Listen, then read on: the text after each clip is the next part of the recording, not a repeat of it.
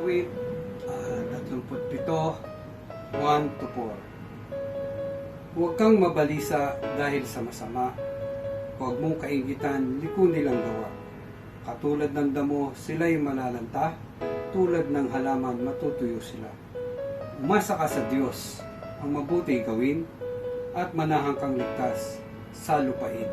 Kay Yahweh mo hanapin ang kaligayahan, at ang pangarap mo'y iyong makakatlan. Tayo po ay manalangin. Diyos, amang makapangyarihan sa lahat, kami po ay nagpupuri, kami po ay lumuluwalhati sa inyong banal na pangalan, Ama. Ama, salamat po sa inyo, sa inyong pong kabutihan.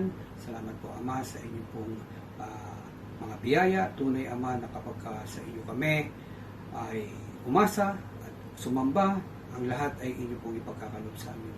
Kagaya ng mga halaman, Lord, na uusbong at mamumunga. Salamat, Ama, sa inyo, sa inyong mga pangako na ito na aming binasa sa mga awit. Tunay na ang lahat ng ito ay aming pong maasahan. Tunay na ang lahat ng ito ay totoo sapagkat ito po ay inyong mga salita.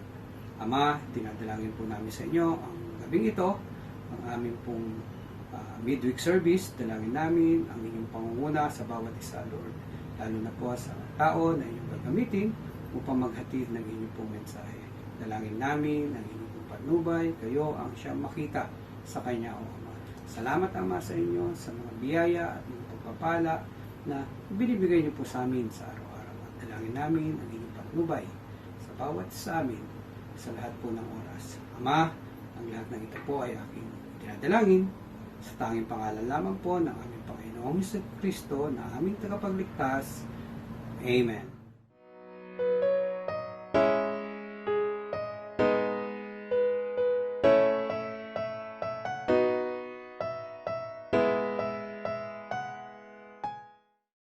Mabiyayang gabi po sa ating lahat. Ako po si Kaysilyn Pagkalinawan Gonzales. Anak po ako ni Diaconisa Chona Pagkalinawan. Gusto ko lang po magpasalamat sa Panginoon dahil never niya kaming pinabayaan.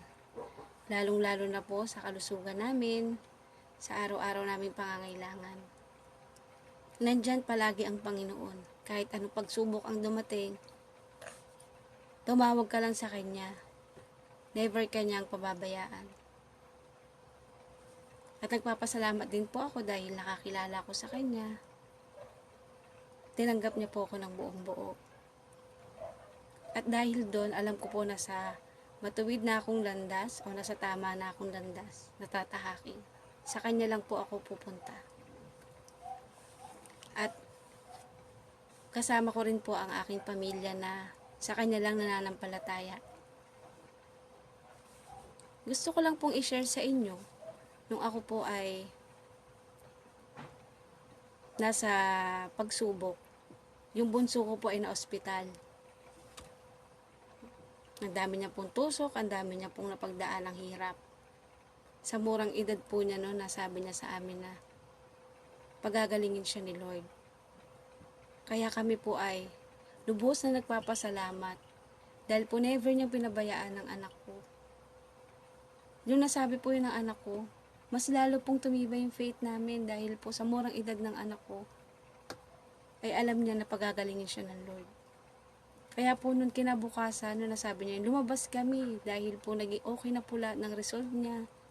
Doon pa lang po, malaking pasasalamat na yun sa Panginoon dahil malaking biyaya na po yun sa amin at blessing. Kaya po, pinapangako ko po sa Kanya na patuloy akong mananampalataya sa Kanya. Aakayin ko po ang buong pamilya ko sa Kanya. Dahil alam ko, siya lang ang makakatulong sa amin. Siya lang ang nag-iisang Diyos. Siya lang po, wala na pong iba. Kaya po muli, papasalamat ako sa Kanya. Dahil wala pong iba akong sasabihin kundi pasasalamat dahil hindi niya kami binigo. Kaya po, thankful po ako sa araw-araw. Kahit ano pong pagsubok na dumating, alam ko pong nandyan lang siya. Sabihin lang sa Kanya, o hingi lang ng tulong sa Kanya. Alam kong diringgin niya ang mga hinain po ng bawat isa sa atin. Hindi man po agad masasagot, pero maghintay lang po. Dahil walang imposible sa ating Panginoon. Kaya po muli, ang lahat ng papuri at pasasalamat sa Panginoon lamang po.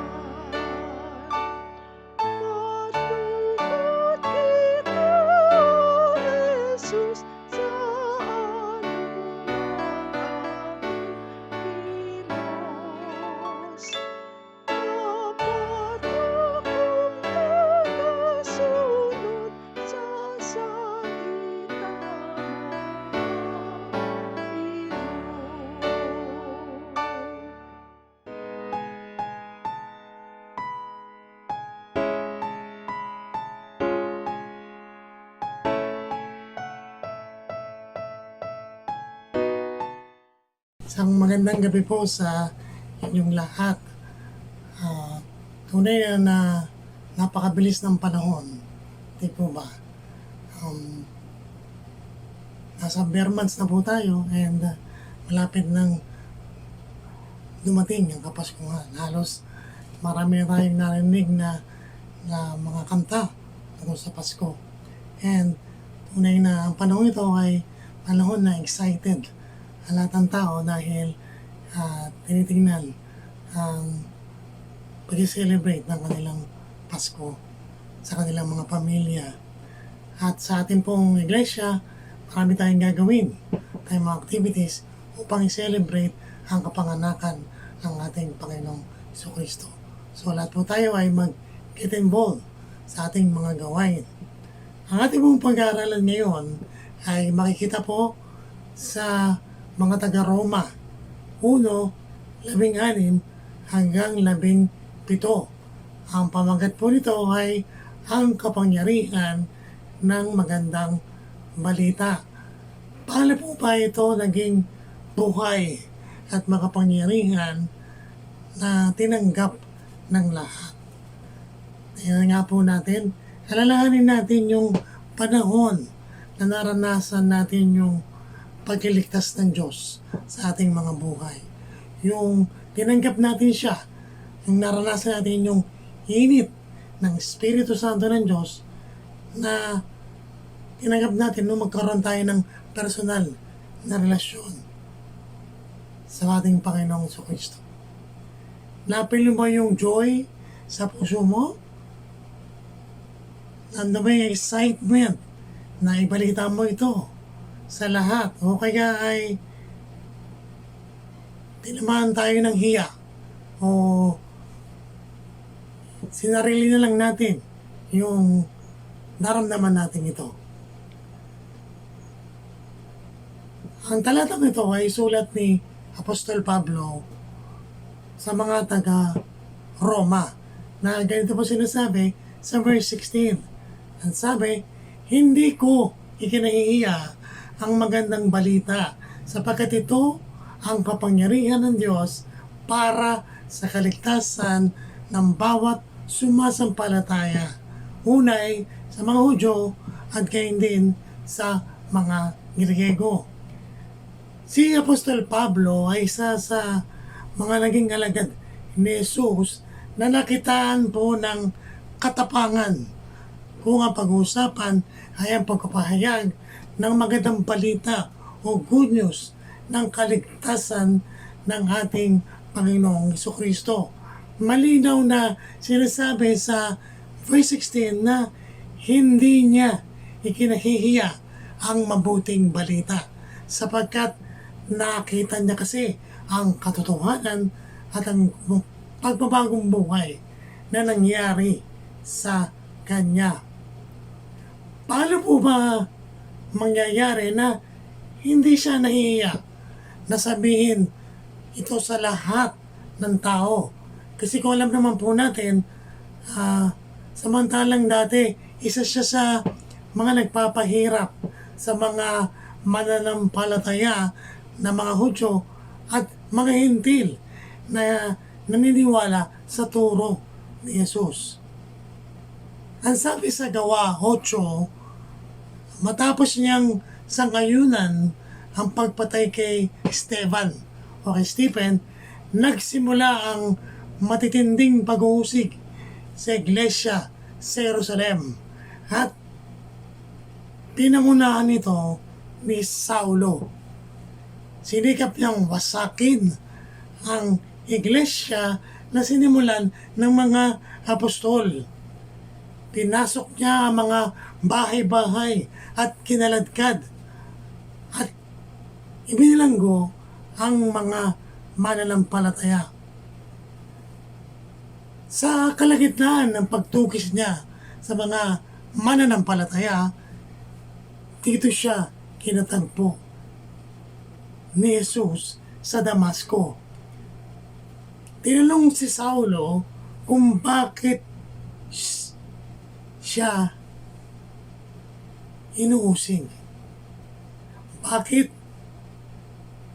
iniusig si Jesus ni Saulo?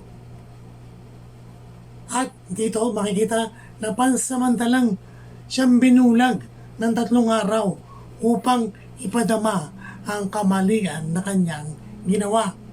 Sa pagbasbas sa kanya ni Ananias, ang Espiritu ng Diyos ay nagbigay sa kanya ng bagong paningin, isang bagong buhay sa katayuan at katauhan ni Pablo upang maging isang matatag at tapat na lingkod ni Jesus.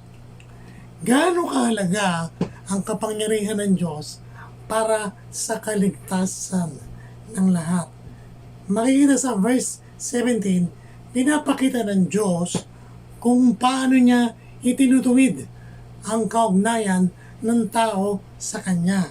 Sabi sa verse 17, sapagkat sa magandang balita ay pinapakita kung paano itinutuwid ng Diyos ang kaugnayan ng tao sa Kanya.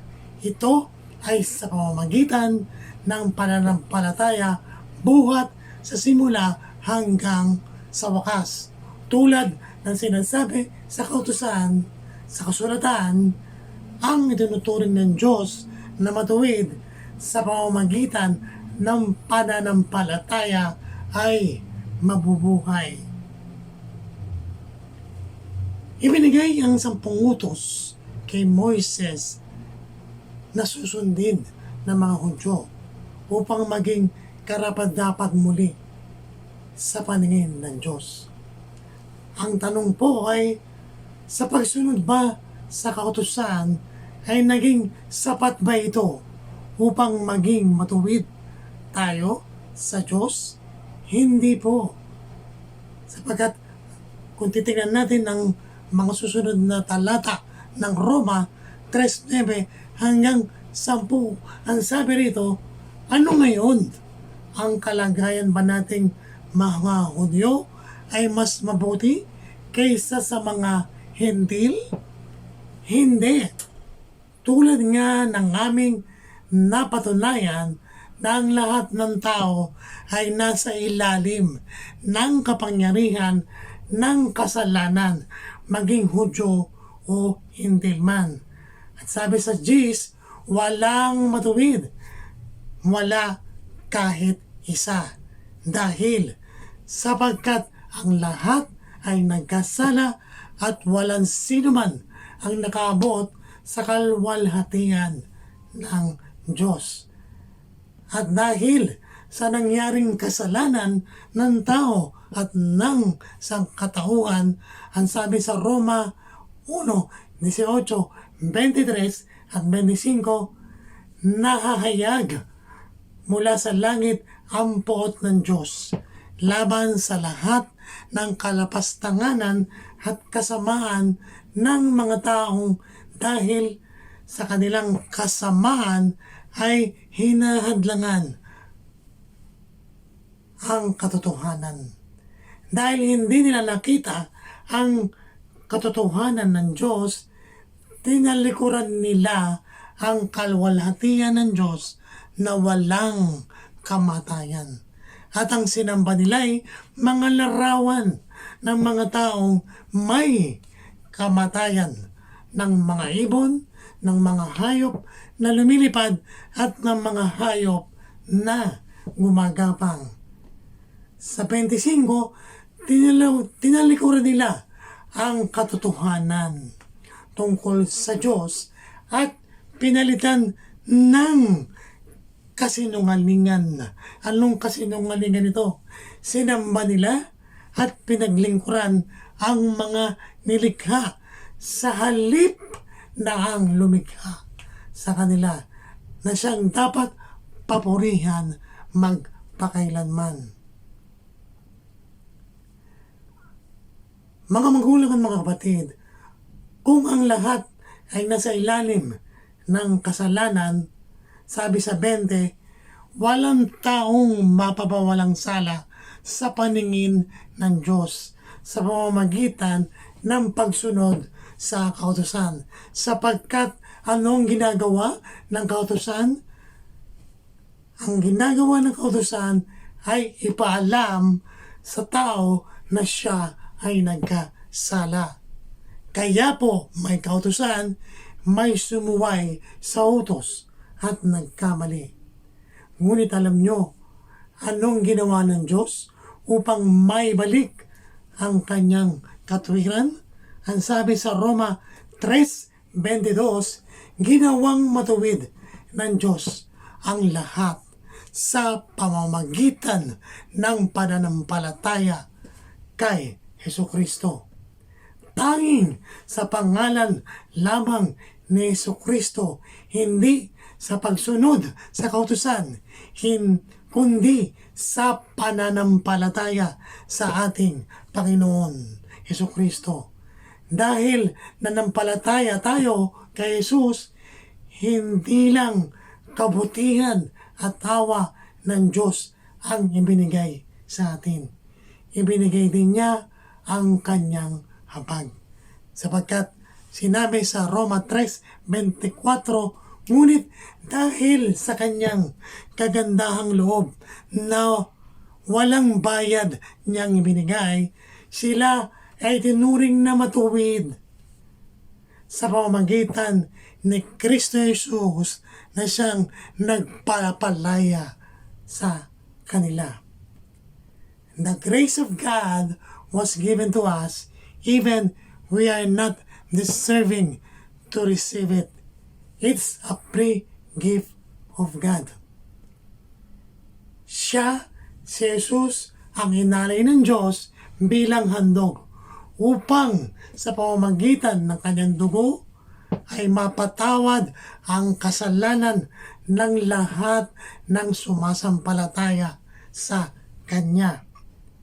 Ginawa ito ng Diyos upang patunayan siya'y matuwid, sapagkat noong unang panahon ay nagtimpi siya at pinagtiisan ang mga kasalanang nagawa ng tao. Ngunit ngayon ay pinakita ng Diyos na siya'y matuwid at itinuturing niya matuwid ang mga sumasampalataya kay Jesus.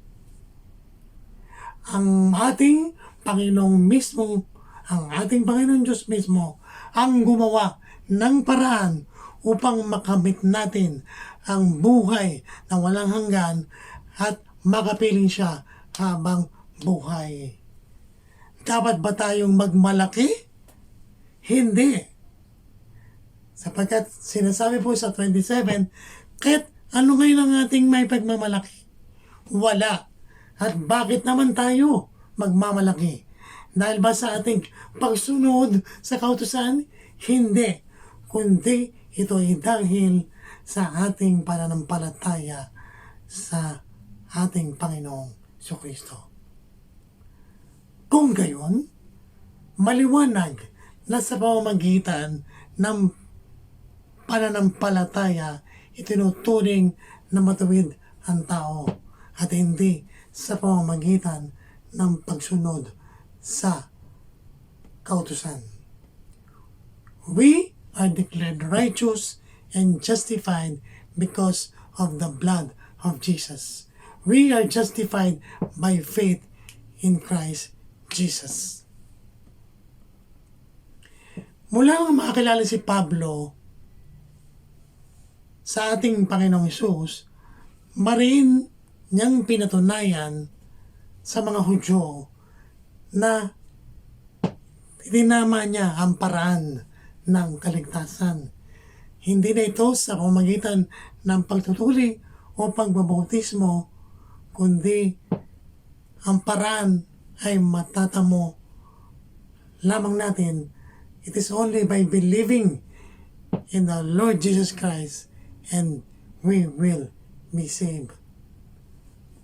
Magamat dumanas si Pablo ng hirap, pangungutya at panglalait sa mga tao, sa Pariseo at sa mga namumuno sa pamahalaan, o hanggang ito'y umabot hanggang sa ipabilanggo siya at ikamatay niya, may bahagi lamang ang mabuting balita ng kaligtasan na inialay ni Jesus para sa ating lahat. He is not ashamed of the gospel, for it is the power of God for the salvation of everyone who believes. At ito po ang dapat nating gawin sa bawat isa sa atin. Ang kaligtasang ating naranasan at tinanggap ay nagbigay ng bagong buhay sa atin. Ating tinanggap ang ating Panginoon Jesus bilang ating Panginoon at ating tagapagligtas. Gusto ba nating sa atin lang maramdaman ang pag-ibig at kaligtasan na ito? O gusto nating maranasan din ito ng iba na ipadama ang pag-ibig ng Diyos sa kanila?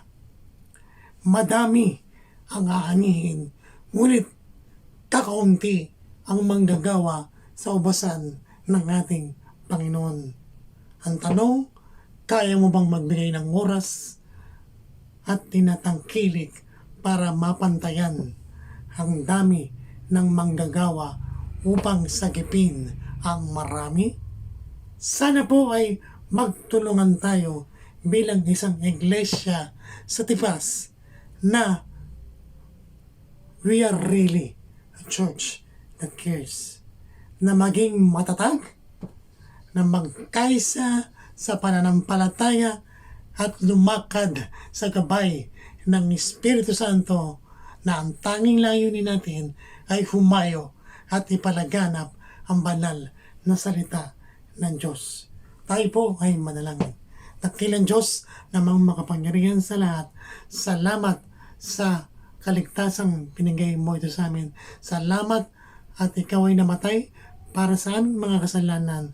Ang iyong kamatayan ang nagsilbing daan upang kami ay mabuhay muli. Kami ay makasama ka namin muli, Panginoon.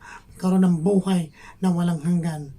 At ang iyong pagkabuhay na maguli ang naging pundasyon ng aming pananampalataya. Tinatakila ka namin, Panginoon. Ikaw lamang ang maghari sa aming mga buhay ngayon, magpakilanman. Sa pangalan ni Jesus. Amen.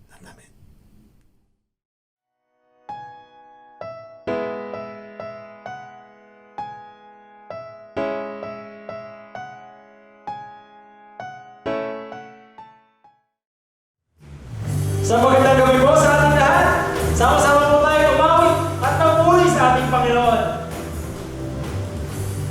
Napakaligaya, walang katulad ang nadarama sa pagsamba sa inyo, Panginoon.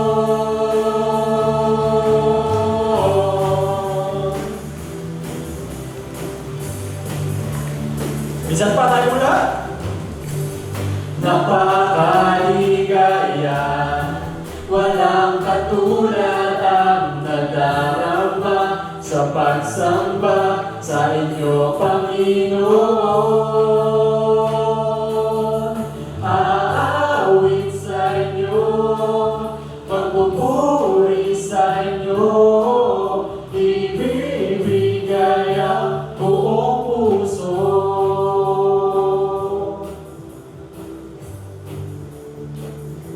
Tayo lahat. Lubos ang biyaya, sapat ang pagpapala sa lahat na lumalapit sa inyo, Panginoon. Aawit sa inyo, magpupuri sa inyo, ibibigay ang buong puso. Aawit sa inyo, magpupuri sa inyo, ibibigay ang buong puso.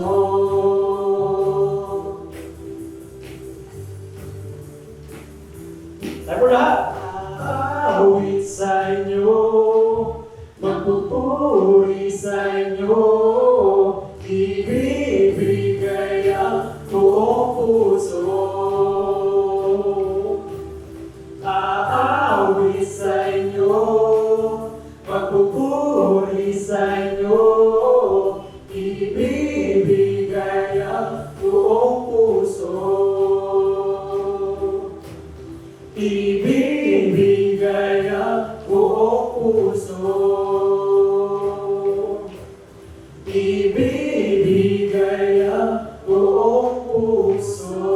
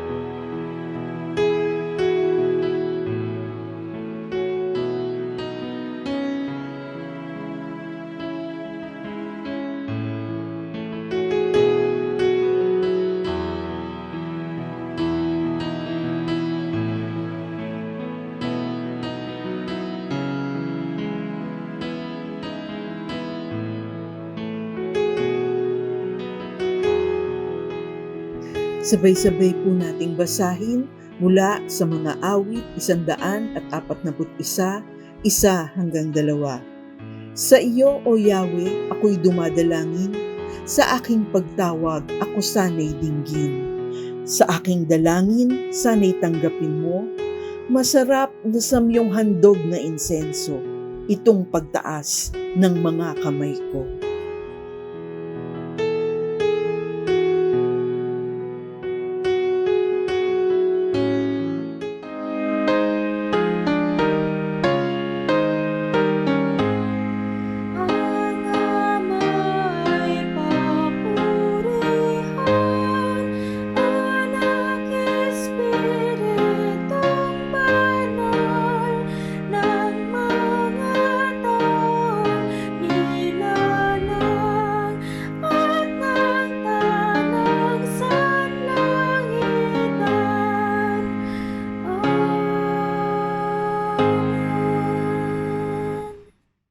Tayo po ay manalangin.